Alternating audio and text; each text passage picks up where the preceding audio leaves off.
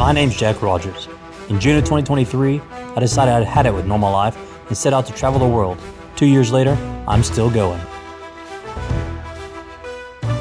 I've seen some cool things in my time. I've swam the Nile, followed a matador around Spain, dived the world's oceans, and even returned to Iraq after 5 years away. Now I'm off on my next expedition, an 18-month trek through some of the world's most fascinating pilgrimages. My journey will take me to 12 countries as I walk in the shoes of religious pilgrims, ancient traders, and soldiers who blazed these trails centuries ago. This isn't just another trip. Unlike my first journey, I won't be walking the earth aimlessly. This is a chance to walk with purpose, to trace the footsteps of those who move for faith and survival. These routes carry stories, and I intend to find mine among them. I've never attempted anything like this before, but after 2 years of discovering what this world has to offer, I'm ready to take the plunge into some of life's deeper meaning. I'll be tested, physically and mentally, but I know in the end, it will all be worth it as I become a wayfarer.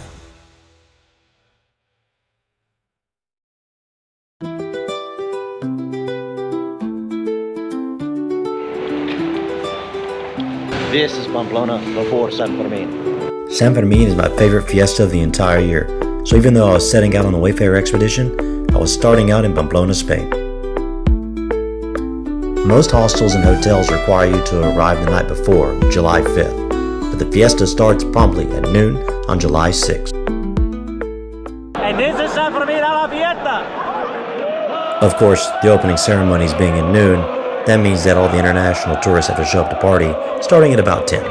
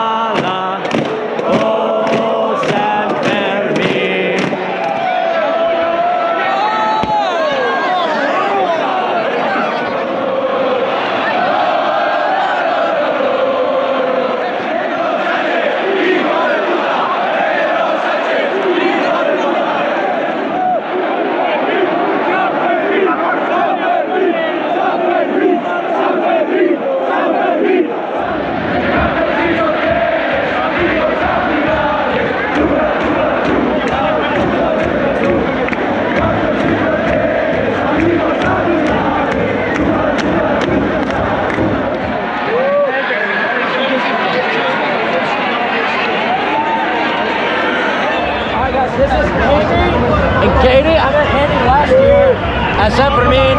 He got Joe's bullfight tickets because she's not here, and he brought his girlfriend. This was your first opening ceremony. What'd you think? I loved it. I got to get squished. I got to get drenched. Yeah, take a look at her hair, the red streaks. Look how it just stays. Viva San Fermín! Holy shit. Alright, so it's the morning of the second Incerro. The Incerro is one of my favorite traditions in all of Spain. That's the running with the bulls. So what I do in Pamplona every morning is I go to the coffee shop you'll see here in a second, get a coffee, read the paper, and then we'll head over to our spot. So this is going to be a little walkthrough of what the morning run with the bulls is. It's about 6:30 in the morning now. It doesn't start till 8, but you'll see that you got to get there early.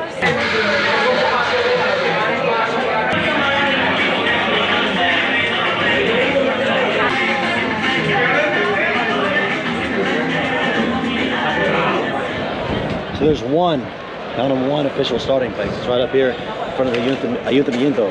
And you're gonna see it, I'll show you. It's packed full of people. You have to climb under the barriers to get to it.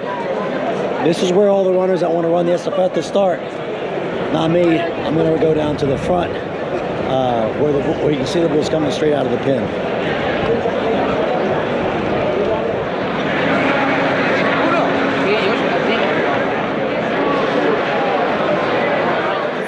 Incerro of San Fermín, 2025. Andy, you've done 2 or 4. He's done 4. I've done 14. This is Katie's first. How are you feeling? Terrible is the answer. She's feeling terrible. It's going to be a good job. We're going to just make it a little bit that way, just in front of the cameras. All right, so I'm down at my traditional starting point down here at the front. That red line there, that's the start point for the runners. The police will be standing there blocking us off. And then The bulls are going to come from that way. It's going to be interesting because a lot of these guys here don't run at the front normally. There's a bunch of tourists like me, but I'm here. This is my 16th run. And Andy and Katie decided they're not going to. They're going to spectate, so maybe we'll get a good couple videos of them. I can't actually film the Incerro because it's €690 fine, so no thank you. But it's still over an hour before it happens. So.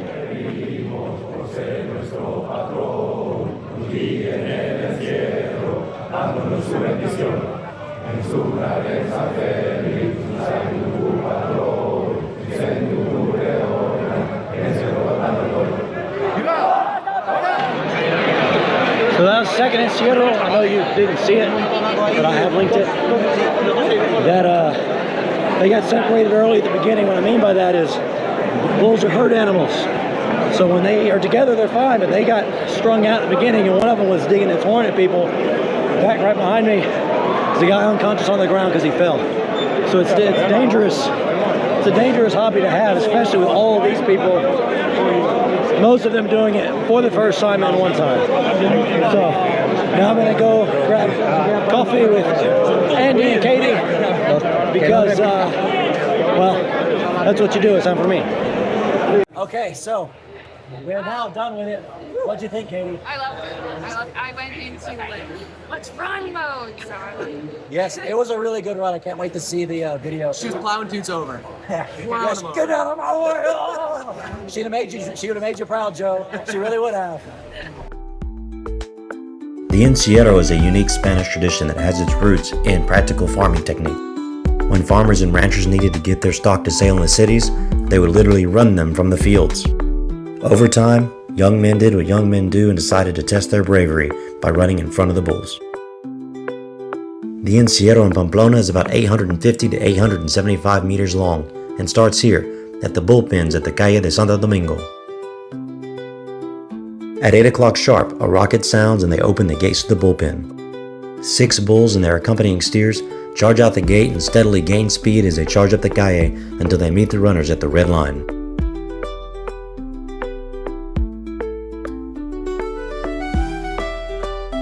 At the top of the Calle de Santo Domingo is the Ayuntamiento, or the City Hall, and the Mercadona, the next 2 stages of the Incerro. While this is a short stretch relative to Calle de Santo Domingo and the Estapeta, it's crowded with runners as those who were running before meet those who are planning to run now, right before it meets La Curva. I'm standing at the gate for La Curva de Estapeta, known in English as Dead Man's Curve. It's a bit of a misnomer, as there has actually been no one die here. There's been no deaths here in the 16 or 19 that they've reported over the last 100 years. However, the reason it's called that is because it's a sharp 90-degree turn, which comes from that way, comes to here, and makes that sharp turn down the Estapeta. That's the main drinking road, and that's the last little bit, the last long bit that takes you all the way to the Plaza de Toros de Pamplona. Now, I've never run here because I don't want to get smushed between the bulls and the gates. Even though no one's died here, the bulls trip and slam into you, it can still hurt because they weigh 1,300 pounds.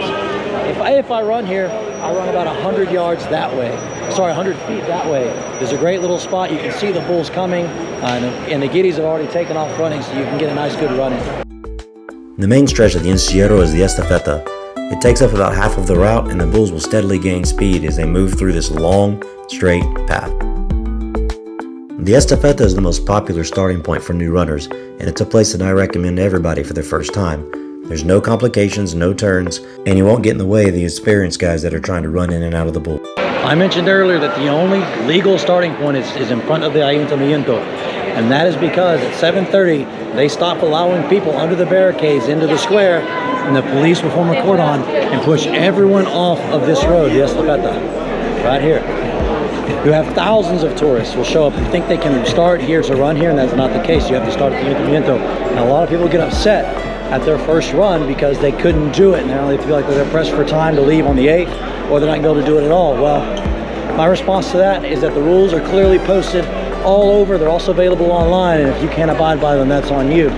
But this is the place that tourists like to run for their first time, and it's a great spot because you can see it's just a long, straight road currently filled with vans that are refilling all the bars for their drinking later tonight.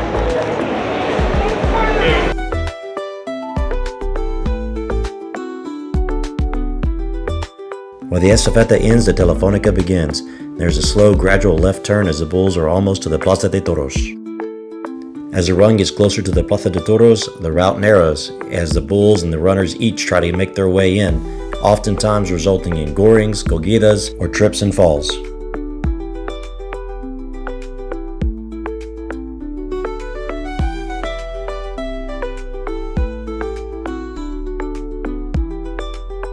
This is the final stretch of the Incerro, known as the Callejón. It really narrows from the Estapeta down this stretch all the way into the Plaza de Toros right there, which is closed because in normal times that functions as the Puerto Grande for the bullfights, and mere mortals like me can't walk through there. It is during this part where people will trip and fall as they enter the plaza, and the bulls will just jump over them, sometimes crash into them. And in this area, if a bull gets loose, it can be very dangerous as it's trying to figure out what to do.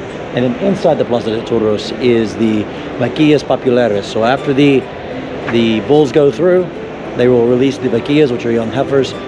Basically, it's designed for the recortes, which is the cutting competition. But with a bunch of tourists in there, it's just see if you can touch the bull. That's all they care about. All of these people are trying to buy tickets either to the apartado or the bullfight itself. Unfortunately, they're probably sold out as people have been in line for over a day to buy them. That doesn't matter though. If you're interested in going, you can get a ticket. Just buy it from one of the scalpers out front. They're more or less okay.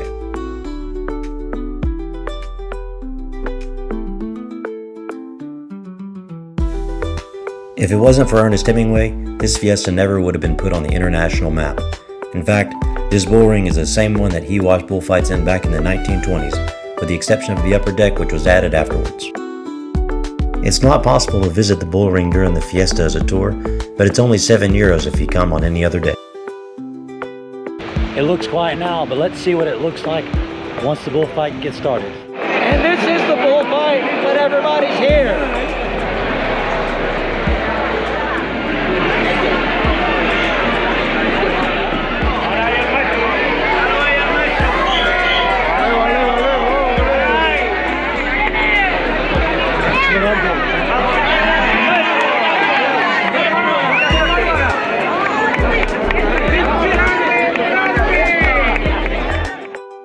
If you get to the bull ring early and you know where to go, you can get pictures and autographs with the matadors as they come in with their cuadrillas.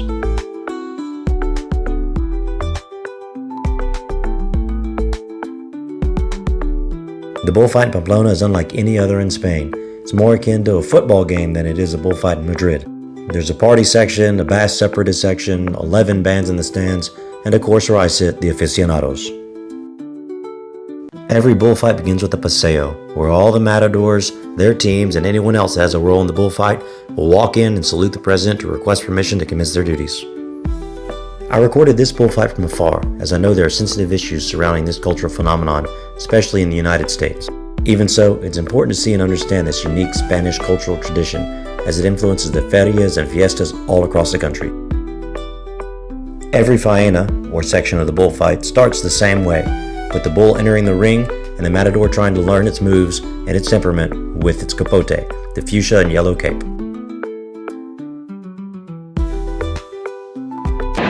So this first matador is Morante de la Puebla, widely considered by the older generations to be un figura de tauromaquia. The first tercio is the Tercio de Varas, where the bull will charge a picador on his horse, and the picador will lance the bull in its morillo, or the giant hump on its back. This is designed to test the bull's bravery against a mounted adversary that it knows will inflict pain. It's important to remember that while this may be hard to watch for some, it's an important part of the tradition. The bullfight isn't just about entertainment, it's about maintaining the species. Every aspect of the corrida is designed as a test to determine how to best maintain the bloodline. In a first-class plaza like Pamplona, each bull is required to receive at least 2 peaks from the picador. And don't worry though, that protective coating on the horse weighs 36 kilograms, and it doesn't feel a thing.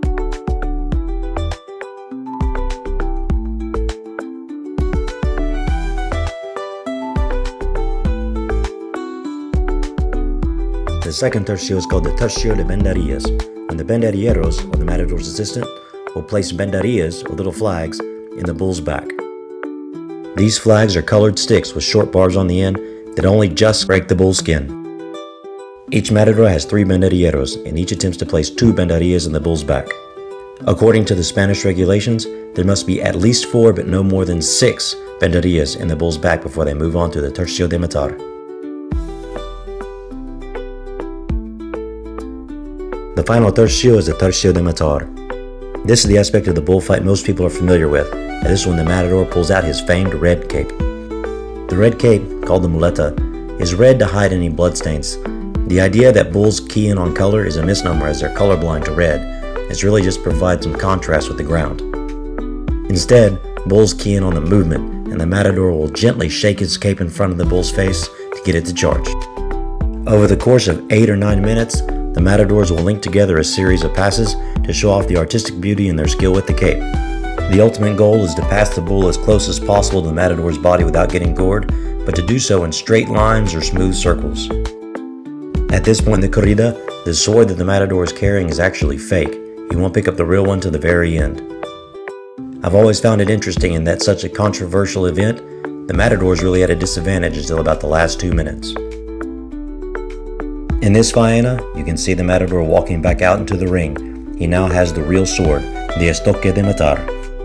The final event of the faena is the estocada, or the final killing strike, where the matador places the sword between the bull's shoulder blades, aiming for the aorta, killing it instantly.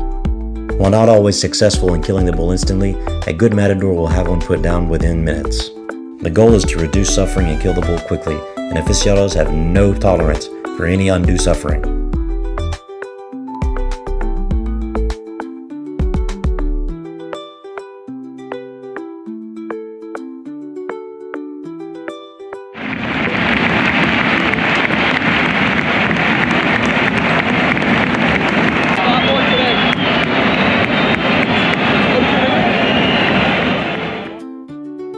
If a matador does exceptionally well, the crowd will demand he be awarded a trophy, either one or both ears off of the dead bull, or both ears and the tail. In this case, Morante got an ear. Once he receives the award from the president's representatives, he takes an honorary lap around the ring to the roar and applause of his fans. If a matador cuts 2 ears during a corrida, he can be carried to the Puerta Grande, and this can be in any combination, either 1 ear from each bull or 2 ears from one. During this corrida, both Morante de la Puebla and Tomas Rufo cut 2 ears and were carried on the shoulders of their fans to the Puerta Grande. There are 4 different categories of bull rings in Spain. Pamplona is a first-class ring, the top tier, and cutting an ear here is difficult, let alone 2. Being carried to the Puerta Grande in a first-class ring is sure to set a matador's career on an upward trajectory. In fact, after 20 years of bullfighting, this was Morante de la Puebla's first Puerta Grande in Pamplona. My friend Jo normally comes with me to Pamplona, but she couldn't this year. Well, it's her loss because one of her favorite toreros, Tomas Rufo, had a triumphant day and left to the Puerta Grande. Headed over to the Plaza de los Burros for the rural sports, the Basque sports.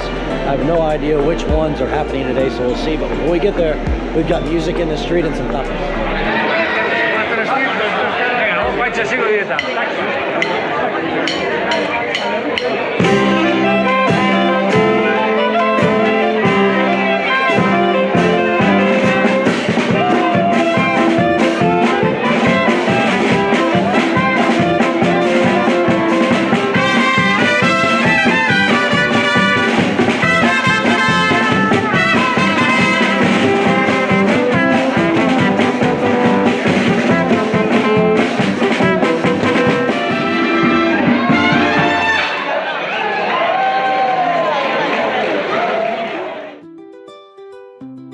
During San Fermín, it's almost impossible to get a sit-down meal, so you're fueled by tapas and pinchos, just like these.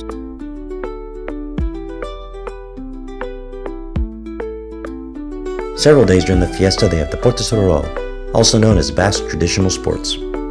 Every day is different, so the only way to find out which sports and which competitions are going to be showcased is to go and visit yourself. What it looks like we have today is the youth's, what we would call track and field back home, sort of, competition for the rural sports, and everything about what they're doing is designed to simulate work on the farm, right? So picking up eggs or feed, whatever it is, carrying milk cartons, carrying bags and sacks of feed and food, grain from the fields, you name it. And then of course most of these sort of relay race type things up here, both here in Bilbao, San Sebastian, and other places, they end with a traditional just foot race at the end. So it's a pretty fun time. Let's take a look. The first competition I saw was the youth wood sawing competition, where they saw through big logs for time. I know that these are traditional sports from this region, but back where I'm from, this is called work.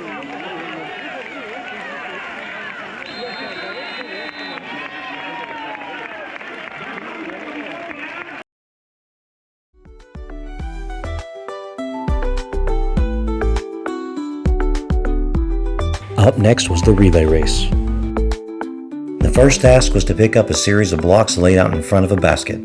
It seemed simple, but it's basically doing suicides on the hot concrete. And then came the weight carry, which simulated the milk cartons, followed by a sack carry, and then finally the foot race.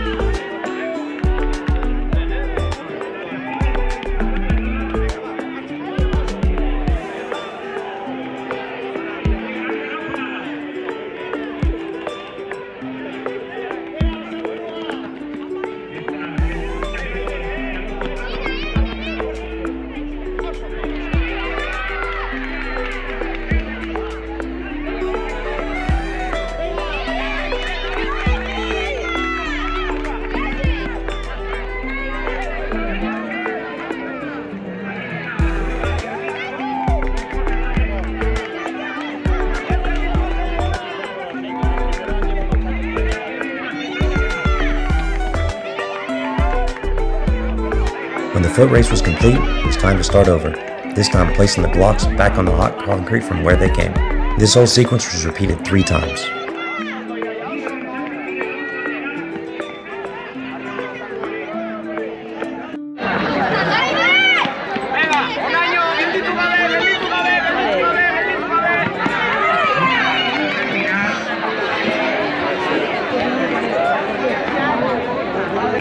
So the rural sports are, in my experience, a Basque tradition. I haven't seen it at any other fiestas or ferias. And like I said earlier, they simulate life on the farm. And normally, every day is something different. So today is the youth competitions, but they've got women's wood chopping on Sundays. They've got hay bale throwing and lifting, and they've got sort of like power lifting, which is where they're lifting weights that simulate items on the farm like milk cartons and hay bales and whatnot. It's really impressive to watch. I have seen it in San Sebastian, Bilbao, and here, and it's definitely an amazing experience. I do look forward to coming down to the Plaza de los Fueros every year, at least once, to take a look at this pretty unique tradition that they call sports, but I call work.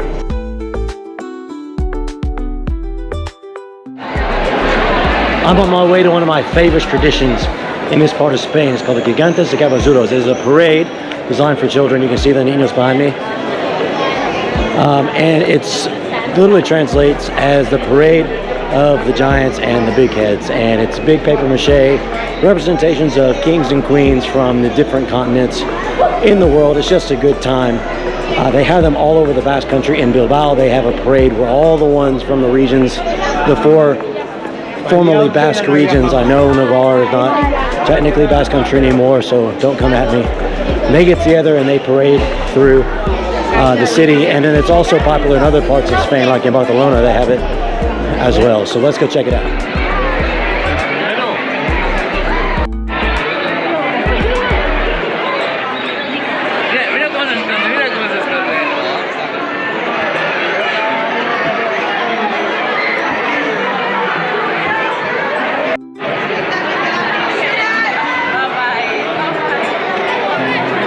This parade happens every day of the fiesta. It takes a different route on most days.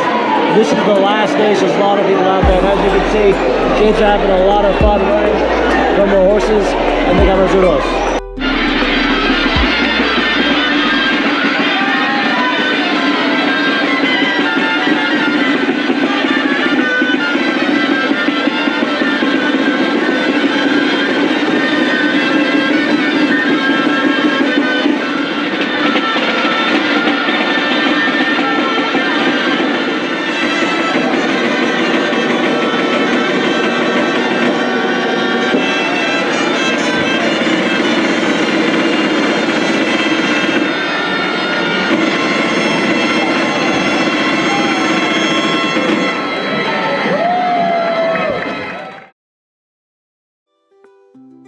Each king and queen represent one of the four major continents: Europe, Africa, Asia, and the Americas.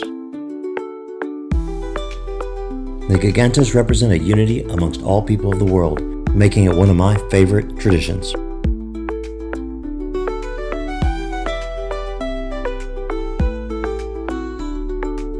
This is what I love about San Fermín. There's something for everybody. If you want to party and drink on the Estapeta, you can. If you go into the bulls, the Incerro, the bullfights, you can see those. If you've got children, there are things for them to do, and they've got children activities all day. If you like the traditional stuff, like jotas, concerts, and rural sports, they've got that too. This is why this is one of my favorite, if not my favorite, fiesta in all of the world.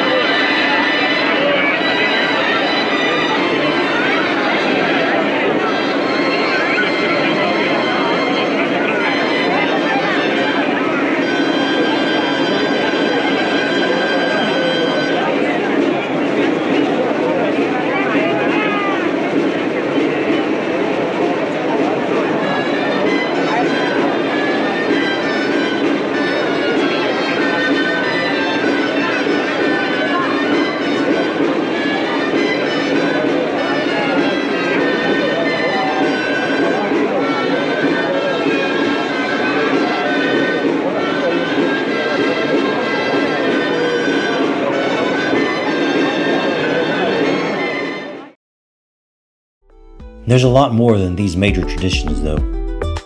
In squares all across the city, there are concerts, from DJs to traveling orchestras. There are also themed events and performances like this Latin festival.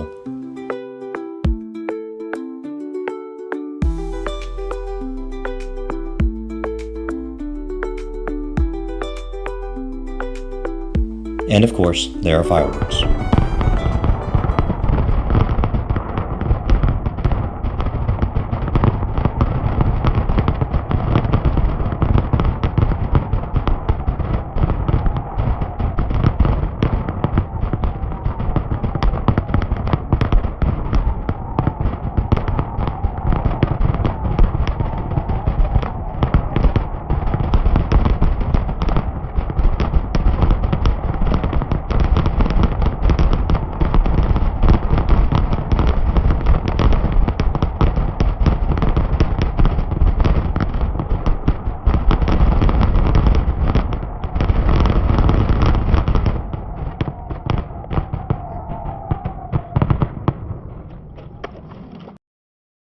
After the last evening's fireworks, everyone heads to the Plaza Consistorial for the closing ceremonies. The name of these ceremonies is called the Pobre de Mi, the Poor Me, as everyone mourns the passing of San Fermín and awaits the next 355 days for San Fermines 2026. And watching over it all is a tower from the Church of San Saturnino, the patron saint of Pamplona.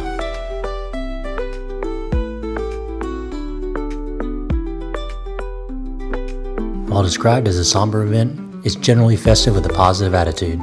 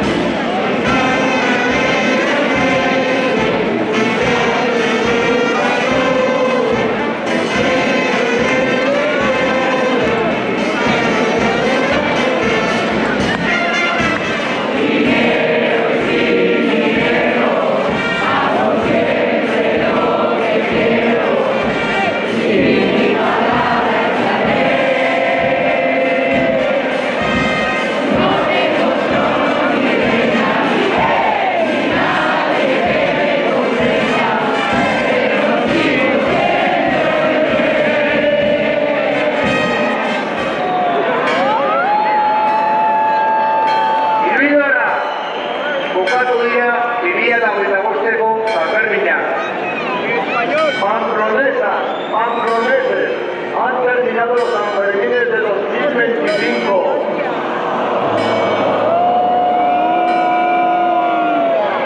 Hola, Villa Rico, San Fermín. ¡Viva los San Fermines de 2026!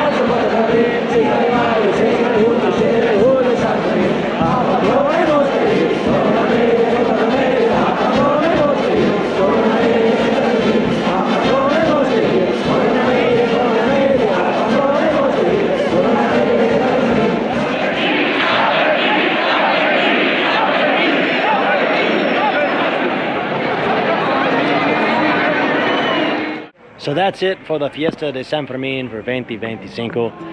It truly is the greatest party in the world. There's a reason I come back year after year. It's not just the Incerro, it's not just the bullfights. It's the traditions, the music, the party, but also the friendships I've made along the way, like Andy and Katie and Hop and Oz, and all the group that sits in my section in the corridas, Ignacio, Maria, and everyone else that is there that, you know, we have a great time just enjoying each other's company and sharing food, and yes, watching the bullfights. If you've enjoyed the video, if you've enjoyed this year's San Fermines, hit me up, come next year, come with me, and don't forget to like the video, subscribe to the channel, and ring the notification bell so you don't miss a single thing coming to you from the adventure across the world. And we'll see you guys on the road.